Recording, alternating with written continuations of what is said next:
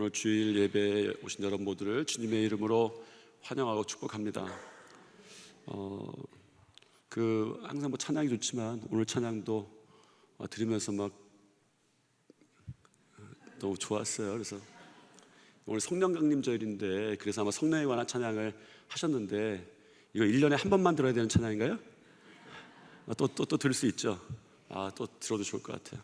매일 들어도 좋을 것 같습니다. 믿음의 공동체들과 나누는 12가지 이야기 5번째 시간이고, 함께 볼 주제는 침묵입니다.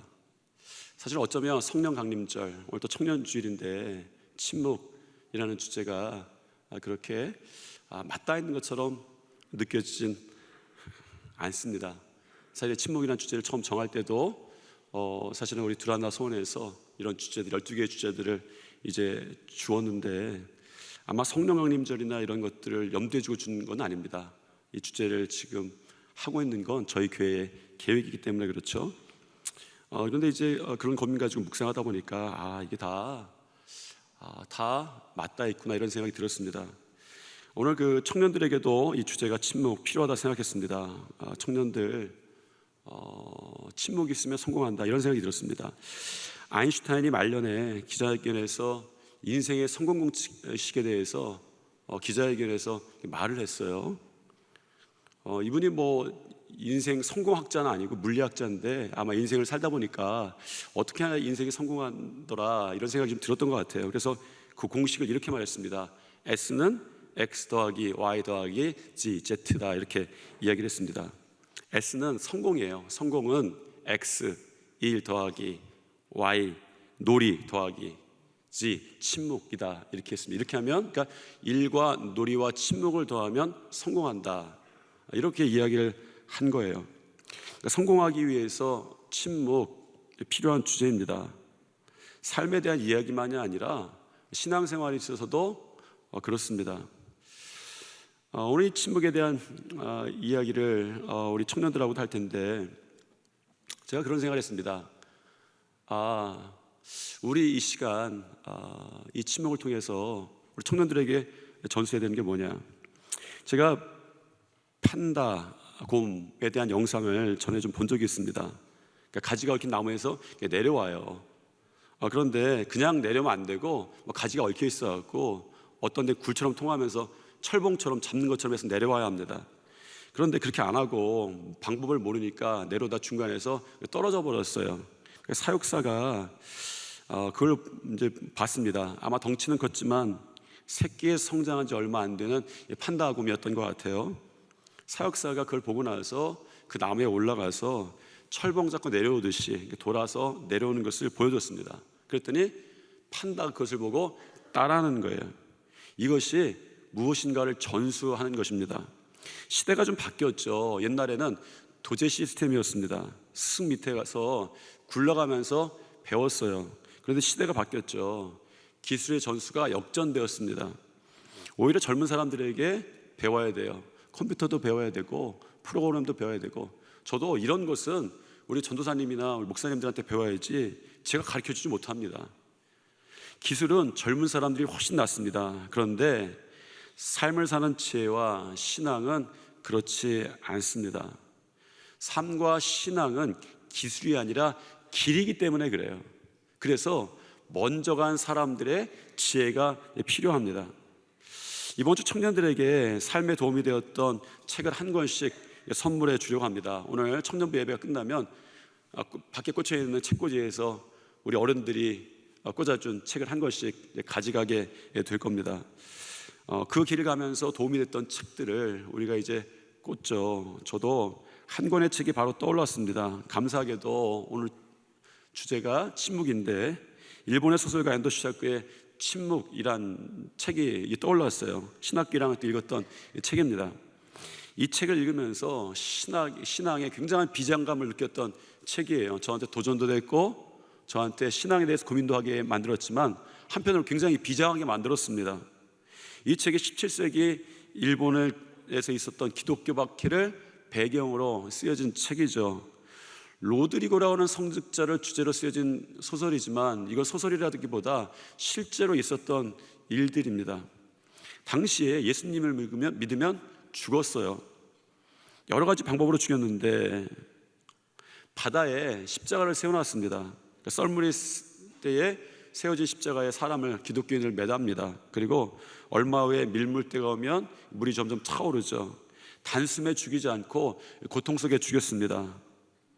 그러나 어느 때라도 예수님을 부인하면, 예수님을 배반하면 살려줬어요. 이제 물이 차오르고 예수님을 버리지 않기 위해서 죽어가는 광경을 지켜보던, 저 멀리서 지켜보던, 숨어서 지켜보던 이 로드리고 성직자가 그런 생각이 든 거예요. 어떻게 하나님은 저렇게 하나님을 사랑하고 죽어가는 사람들을 돌보시지 않는가? 왜 하나님은 침묵하시는가? 그러니까 이 소설에서는 이렇게 그 성직자의 마음을 묘사합니다. 이 바다의 무서운 적막함 위에서 나는 하나님의 침묵을 느꼈다. 비에 빠진 인간들의 소리에 하나님이 아무런 응답이 없이 다만 말없이 침묵하고 계시는 듯한 그런 느낌을 받은 거예요. 그러니까 우리가 살면서 힘든 일을 겪게 되면 흔히 하나님을 원망하곤 하죠.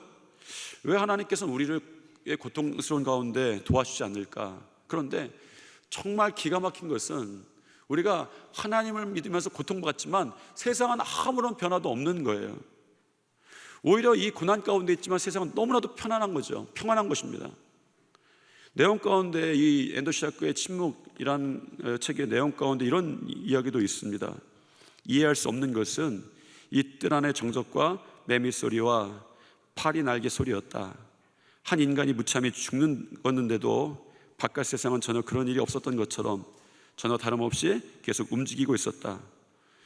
이것이 순결한 말인가? 무슨 의미가 있단 말인가? 왜 당신은 침묵하고 있는가? 당신은 지금 저 애꾸는 농민이 오로지 당신 때문에 죽었다는 사실, 그것을 알고 있을 것이다. 그런데 어째서 이런 정적이, 이런 고요가 계속되는가? 이 한낮의 고요함, 매미소리, 이런 어리석고 참혹한 일과는 전혀 관련 없다는 듯이 그분은 외면하고 있다. 그것이 사실은 견딜 수 없다. 그렇죠. 순교가 있는데, 죽음이 있는데, 세상이 무너지는데 세상은 안 무너진 거예요. 세상은 편안한 거예요. 매미 소리도 들리고 벌레 소리도 들리고 날개 소리도 들리고 똑같습니다.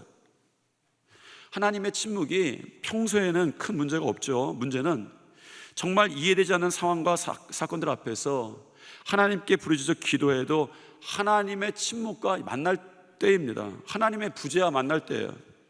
특히 우리의 열심에도 불구하고 인생의 흉년이 들 때 하나님은 왜 침묵하십니까?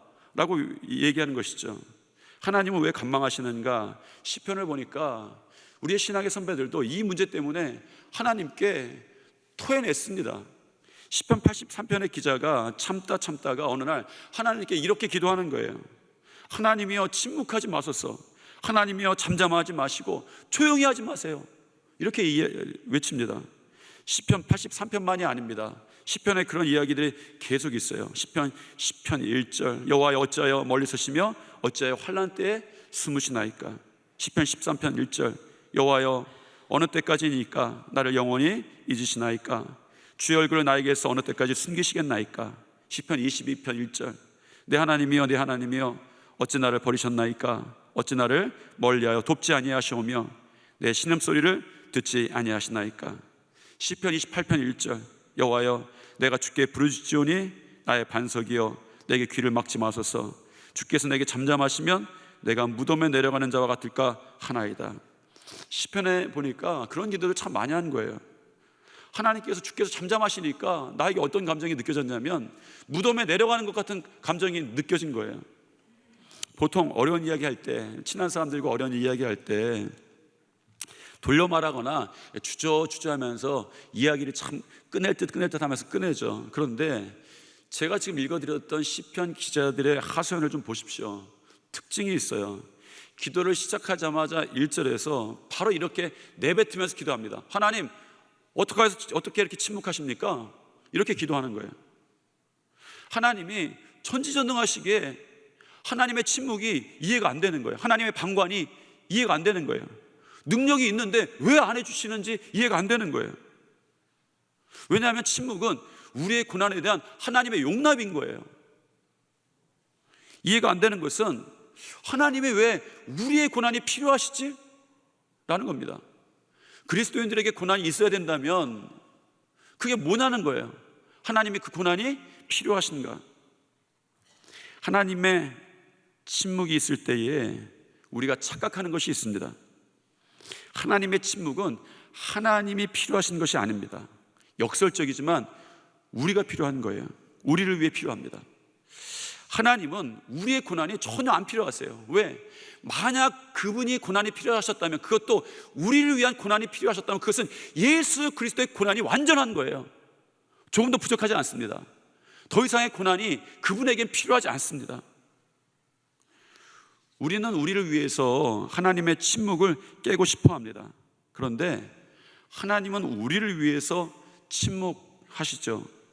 왜냐하면 하나님은 침묵을 우리를 위해서 사용하시기 때문입니다. 하나님은 그 침묵을 하나님을 위해 사용하신 적은 한 번도 없는 거예요. 성경에 보니까 하나님의 이름들이 많습니다. 하나님이 백성들을 위해서 어떤 사건에 개입하시는데 그것을 통해서 이스라엘이 경험적으로 하나님을 부르게 돼요. 그게 하나님의 이름입니다. 아브라함에게 하나님께서 이삭을 바치라고 명령하시죠. 아브라함이 순종합니다. 그런데 마지막 순간에 하나님께서 그의 손을 붙잡아 주세요. 그리고 아브라함에 보니까 이미 하나님께서 아브라함을 위해서, 이삭을 위해서, 그 예배를 위해서 준비해 놓으셨습니다. 양을 준비해 놓으셨어요. 그때 아브라함에게 하나님의 이름이 하나 고백되죠. 뭡니까? 여호와 이레. 하나님의 준비하신 하나님. 이거 하나 여호와 이레라고 하는 것은 하나님의 이름입니다. 여호와 이레, 준비하시는 하나님이라고 불러요. 노예 생활하던 이스라엘 백성들이 출애굽합니다. 출애굽하자마자 강대한 아말렉이 쳐들어오죠. 애굽을 출애굽했으니까, 나왔으니까 재산들을 가지고 나왔다고 전합니다, 성경은. 그리고 노예 생활하면서 군대 훈련 안 됐으니까 이보다도 좋은 먹이가 어디 있습니까? 아말렉이 쳐들어왔어요. 여호수아를 필두로 해서 싸우러 나가지만 백전백패의 상황입니다. 모세와 아론과 훌이 기도하러 산에 올라가요. 손을 올리면 이기고 손을 내리면 졌습니다. 세 노인이 하루 종일 팔을 올리고 기도해요. 그리고 패할 수밖에 없는 전투에서 이깁니다. 그때 모세 가운데에, 이스라엘 가운데 하나님의 이름이 불려져요. 여호와 니시, 하나님의 깃발, 하나님의 승리라는 뜻입니다. 승리하신 하나님이라는 뜻이에요. 여호와 라파, 치료의 하나님, 여호와 샬롬, 평화의 하나님. 이게 다 이스라엘의 경험 가운데 불려졌던 하나님의 이름입니다. 여호와 삼마, 거기 계신 하나님. 이스라엘 백성들이 어디 있든지 하나님이 어디나 계신다라는 고백이 여호와 삼마입니다. 이 모든 이름이 하나님의 개입하심의 결과였어요. 우리는 익숙하진 않지만 하나님을 표현하는 다른 이름이 있습니다. 여호와 하사예요. 하나님의 침묵입니다. 여호와 하사, 하나님의 침묵, 혹은 침묵하시는 하나님이란 뜻입니다. 하나님의 이름이 하나님의 백성들에게 알려지는 방식을 본다면 하나님의 침묵은 하나님의 적극적인 개입과 임재입니다. 그러니까 하나님은 불같이도 임하시고 강한 바람같이도 임하세요. 성령은 그렇게 임하십니다. 그런데 하나님의 말씀은 엘리야에게 나타났던 것처럼 조용한 말씀 가운데도, 침묵 가운데도 임재하십니다. 엔도시 작가의 침묵에 보면 하나님이여 어찌하여 침묵하십니까? 이렇게 통곡하며 기도하죠. 그때 그에게 하나님의 음성이 들리는 거예요. 나는 침묵하고 있는 것이 아니라 저들의 고통에 동참하고 있다 라고 말씀하십니다. 성경에서 가장 이해하기 어려운 구절이 있어요. 참 이해하기 힘든 구절입니다. 마태복음 11장 28절 30절인데 28절부터 30절인데 같이 한번 읽어보겠습니다. 수고하고 무거운 짐진 자들아 다 내게로 오라. 내가 너희를 쉬게 하리라. 나는 마음이 온유하고 겸손하니 나의 멍에를 메고 내게 배우라. 그리하면 너희 마음이 쉼을 얻으리니 이는 내 멍에는 쉽고 내 집은 가벼움이라 하시니라. 이게 아멘 하시지만 아멘 하기가 너무 어려운 구절이에요. 이해하기 어렵습니다. 이 구절은 멀리 떨어져 있어야 은혜 받는 구절이에요. 여러분, 수고하고 무거운 짐진 자들아 다 내게로 오라. 내가 너희를 쉬게 하리라. 아멘 하고 은혜 받아요. 그리고 조금 시간이 지나고 몇 주 후에 다시 이제 나는 마음에 온유하고 겸손하니 내 멍에를 매라. 아 그래, 주님의 멍에를 매야지. 이러면 은혜 받습니다. 그런데 수고하고 무거운 짐진 자들아 다 내게로 오라. 내가 너희를 쉬게 하리라. 근데 멍에를 매라 라는 말이에요. 여러분, 쉬게 하리라, 멍에를 매라, 멍에를 매라, 십자가를 매라는 얘기입니다. 이처럼 아이러니한 이야기가 어디 있어요? 이 이야기가 쉬운 구절이 아닙니다. 수고하고 무거운 짐져서 예수님께 오라고 쉬라고 해서 예수님께 오는데 오자마자 무슨 얘기합니까? 이게 마태복음 예를 들면 한 3장 4장 후에 있던 얘기가 아니라 바로 뒤에 쉬라고 해서 왔는데 갑자기 멍에를 매라고 하는 이야기예요. 이 말씀이 쉽게 아멘이 안 되죠. 어떻게 아멘이 쉽게 될 수 있겠습니까? 그런데 여기서 말하는 멍에, 십자가, 이것을 이해하려면 우리가 좀 보아야 되는 게 있습니다. 멍에라는 말이 헬라어로는 쥐고스라는 말이고 히브리어로는 체메드라는 말이에요. 둘 다 똑같은 말인데 문자적인 그대로의 뜻은 이렇습니다. 둘을 연결하는 막대라는 뜻이에요. 이 멍에라는 말은 둘을 연결하는 막대. 여러분, 이 멍에는 두 소가 쟁기를 끌도록 연결하는 막대입니다. 그러니까 이스라엘에는 그렇다는 거죠. 두 마리를 사용할 때 보통 목적이 있는데 보통에 황소는 안 쓴다고 합니다. 성질이 있는 황소는 안 쓴대요. 암소로, 순한 암소를 쓰고, 특히 암소가 어미소인데 어미소와 제 배에서 난 새끼를 멍에로 연결해서 쟁기를 치도록 한다고 합니다. 그러면 사실은 이 쟁기를 누가 끄는 거예요? 어미가 끄는 거죠. 어미소가 끕니다. 새끼소는 배웁니다. 새끼소가 만들어지는 거예요. 여러분, 오늘 성경에서도 예수님께서 니네들 멍에가 있으니까 멍에를 매라 그러지 않습니다. 나는 온유하고 겸손하니 나의 멍에를 메고 내게 배우라 라고 말씀하시는 거예요. 이스라엘 사람들은 아마 이 얘기를 들으면서 다 이해했을 것 같아요. 여러분, 그런데 십자가의 정의가 그렇습니다. 십자가를 누가 집니까? 내가 지는 것 같지만 내가 질 수 없는 것들이 십자가예요. 어떻게 십자가라는 것들이 나한테 질 수 있겠습니까? 물론 작은 것들이 있지만 어떤 십자가라도 내가 질만한 건 없대요. 그 십자가라고 이름할 때부터 질만한 것은 없습니다. 그런데 져져요. 왜 그렇습니까? 그 십자가를 정말 지시는 분은 예수 그리스도시기 때문인 거죠. 침묵은 하나님의 무관심이 아닙니다. 침묵은 하나님께서 나를 만들어가는 시간이에요. 우리가 배우는 시간이죠. 때로는 하나님이 주시는 고난도 시험도 있습니다. 왜 그렇습니까? 출애굽한 이스라엘 백성들에게 왜 광야가 있죠? 단순히 고난입니까? 아닙니다. 필요했기 때문이에요. 몸은 출애굽했습니다. 그런데 그들 속엔 여전히 애굽이 있었어요. 광야를 만나니까 자기 안에 있는 애굽이 자꾸 드러나요. 광야를 만나니까 애굽의 고기가마가 드러나고 애굽의 삶이 막 드러나는 거예요. 원망도 드러나고 불평도 드러납니다. 불순물이 드러나죠. 그곳에서 하나님께서 이스라엘 백성들을 연단하셨습니다. 귀한 백성으로 만드시기 위해서였죠. 욥도 똑같은 고백을 합니다. 욥기 23장에 보니까 이렇습니다. 그런데 내가 앞으로 가도 그가 아니 계시고 뒤로 가도 보이지 아니하시며, 하나님의 부재를 느낀 거예요. 침묵입니다.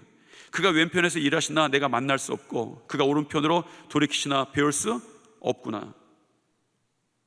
하나님이 살아계시는 건 알겠는데 나에게는 하나님의 부재가 있고 하나님의 침묵이 있는 거예요. 그런데 욥의 고백이 놀라운 게 그 바로 다음 구절에 나옵니다. 이렇게 합니다. 나의 가는 길을 오직 그가 아시나니 그가 나를 단련하신 후에는 내가 정금같이 나오리라. 하나님이 어디 계신지는 모르겠어요. 그런데 그가 나의 가는 길을 아십니다. 동행하시기 때문이에요. 동행하시면서 단련시킵니다. 정금같이 된다고 고백하죠. 여호와 하사, 하나님의 침묵은 나를 정금으로 만드는 시간이에요. 우리 신앙의 한 선배라고 말할 수 있는 마더 테레사가 이렇게 말하죠. 침묵의 순간은 하나님께서 고요 속에서 말씀하시는 때이다. 오늘 우리가 읽었던 시편 본문이 있습니다. 시편 46편이에요. 이 본문의 제목이 이렇습니다. 고라 자손의 시, 인도자를 따라 알라못에 맞춘 노래라고 되어 있습니다. 이 알라못이라고 하는 것은 무슨 말인지 지금 전혀 모릅니다. 이 시편에 여기에 한 군데 써 있을 뿐이에요. 알라못이라고. 그런데 이 뜻을 정확하게 알 수 없지만 우리가 생각하기를 젊은 여인들이라고 생각해요. 왜냐하면 이 알라못이라는 말이 역대상 5장 20절에 한 번 더 나오는데, 거기서는 이 여인들이 노래에 맞춰서 비파를 연주해왔다 라고 그런 얘기 나오는 것을 보면서 알라못이라고 하는 것은 젊은 여인들입니다. 그러니까 이 시편 46편은 성가대 지휘자 인도에 따라서 어떤 여인들이 막 찬양하는 거예요. 찬양하던 노래입니다. 그런데 그 찬양이 무엇이냐? 그들이 경험한 것들이 찬양으로 됐어요. 이스라엘 가운데. 어떤 이야기냐면 시편 46편의 본문은 47편, 48편과 동일한 배경 아래서 지어진 시라고 그렇게 알려져 있습니다. 열왕기하 18장 내용이에요. 무슨 내용이냐면 아수르의 사네립 왕이 이 유다를 공격했습니다. 온 나라가 유린당한 거예요. 성전과 왕궁 보물창고가 다 거기에 있던 모든 것들, 금과 안을 다 내조했습니다. 이런 국가적인 위기 상황을 그 배경으로 하고 있는 것이 이 시편입니다. 무엇이죠? 이스라엘이, 온 유다 나라가 다 유린당하고 왕궁도 다 유린당하고 성전도 다 뺏기고 유린당했는데 하나님은 아무 이런 일도 안 하시는 거예요. 어떻게 성전이 그렇게 유린당하는데 아무 일도 안 하실까? 하나님이 침묵하시는 것처럼, 조용하시는 것처럼 보였습니다. 그런데 곧 그들에게 이런 일이 벌어집니다. 5절, 18장 5절 이하인데, 아수르 군대가 주둔해 있던 그 밤에 하나님의 사자가 일하시기 시작합니다. 아수르 진영했던 군사 18만 5천 명을 하나님의 사자가 칩니다. 이스라엘 아침에 일찍 일어나 보니까 그들 모두가 송장으로 바뀌어 있었어요. 그리고 나서 그들이 고백합니다. 노래하는데 새벽에 하나님이 도우셨다 고백하는 거예요. 그 새벽에 유대 군대는 다 잠들어 있었습니다. 그 새벽의 고요함 가운데에 하나님이 일하셨던 거예요. 하나님이 도우셨던 거죠. 그래서 고라 자손에게 이런 노래가 생겼습니다. 오늘 우리가 읽었던 본문인데 시편 46편의 마지막 두 구절입니다. 고라 자손이 이렇게 고백하죠. 같이 한번 읽어보겠습니다. 이르시기를 너희는 가만히 있어 내가 하나님됨을 알지어다. 내가 문나라 중에서 높임을 받으리라. 내가 세상 중에서 높임을 받으리라 하시도다. 만군의 여호와께서 우리와 함께 하시니 야곱의 하나님은 우리의 피난처시로다. 하나님은 고요함 가운데에, 침묵 가운데 일하셨어요. 우리가 알아야 할 것이 있습니다. 하나님의 고요함은 하나님의 부재는 아니라는 거예요. 하나님의 일하심입니다. 우리가 또한 그 가운데 배워야 될 것이 있습니다. 우리의 침묵이에요. 사실은 우리에게도 침묵은 능력으로 주어졌습니다. 침묵을 능력으로 사용하는 사람들의 비결이 있죠. 기도가 하나님께 말씀드리는 시간이 아니라 말씀드리는 시간만이 아니라 하나님의 말씀을 듣는 시간이에요. 욥기를 보면 나오는 이야기의 대부분이 욥과 친구들이 주고받는 이야기입니다. 42장에 걸친 욥기 중에서 23장이 욥과 친구들이 주고받은 이야기예요. 욥과 친구들의 토론이 끝났습니다. 그리고 나서 또 욥이 말하기 시작합니다. 무려 6장입니다. 내용이 무엇이냐면 하나님에 대해서 이야기해요. 하나님에 관한 자신의 생각입니다. 하나님에 대해 설명하고 정의하고 회고합니다. 마치 하나님 자신보다 하나님을 더 잘 알고 있는 것처럼 욥이 얘기해요. 42장이 끝인데 37장까지 욥과 친구들, 그리고 욥의 말뿐입니다. 그리고 38장이 시작돼요. 욥이 입을 닫고 하나님이 말씀하시기 시작합니다. 욥기 38장 1절 2절 말씀이 있죠. 그때 여호와께서 폭풍 가운데에서 욥에게 말씀하여 이르시되 무지한 말로 생각을 어둡게 하는 자가 누구냐. 욥이 침묵하고 하나님이 말씀하시기 시작합니다. 하나님이 계속 질문하세요. 너는 대장부처럼 허리를 묶고 내가 내게 묻는 것을 대답할지니라 하면서 질문을 막 퍼부십니다. 내가 땅에 기초를 놓을 때에 너는 어디 있었느냐? 바다를 누가 만들었느냐? 내가 지금까지 한 번이라도 아침이 되라고 명령하여 동을 트게 한 적이 있느냐? 내가 사망의 그늘진 문을 본 적이 있느냐? 빛이 어디서 오며 어둠의 근원은 무엇인지 내가 알고 있느냐? 땅이 얼마나 넓은지 내가 이해할 수 있겠느냐? 내가 알면 나에게 말해보라 라고 이야기합니다. 하나님의 말씀을 들은 후에는 욥은 아무 말을 할 수가 없었습니다. 여러분, 욥이 하나님을 알려면 자신의 입을 막아야 된다는 사실을 깨닫는 장면이죠. 침묵의 반응입니다. 중요한 것이 있죠. 욥과 친구들이 말할 때, 욥이 말할 때, 37장을 말할까지 갈 때 아무 일도 일어나지 않은 거예요.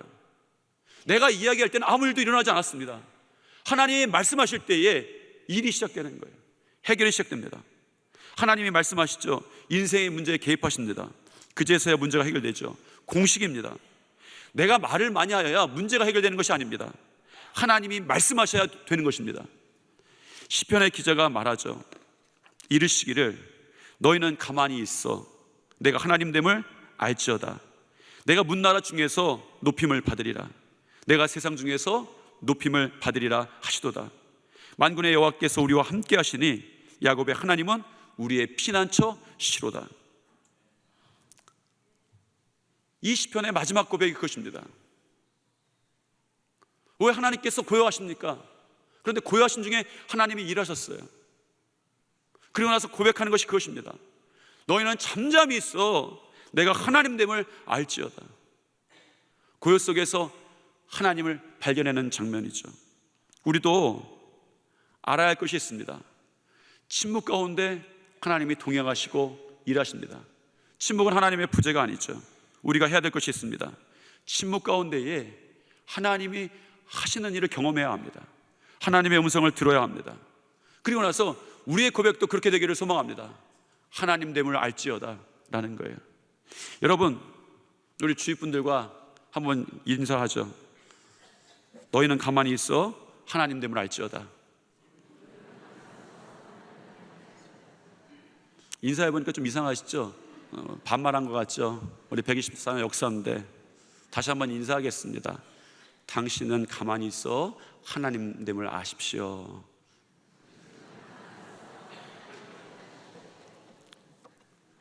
하나님, 이 시간 저희들 기도합니다. 혹은 저희의 고난 가운데, 문제 가운데에 하나님이 부재를 발견하고 하나님 왜 침묵하십니까? 그렇게 원망했을 수도 있습니다. 그러나 오늘 말씀을 통해서 분명한 것은 하나님 우리와 동행하시고 우리를 정금같이 만드신다라는 것입니다. 이 시간 우리 가운데 우리의 소란스러움이 문이 닫혀지고 하나님의 음성을 듣는 귀가 열리게 도와주시옵소서. 우리 성도들의 앞으로의 삶 가운데에 저들의 인생 가운데 나타나시는 하나님됨을 경험하게 도와주시옵소서. 여호와 핫사의 하나님조차 내 인생에 개입하신 놀라운 일입니다. 고백할 수 있도록 온전히 인도하여 주시옵소서. 예수님 이름으로 기도드립니다. 아멘.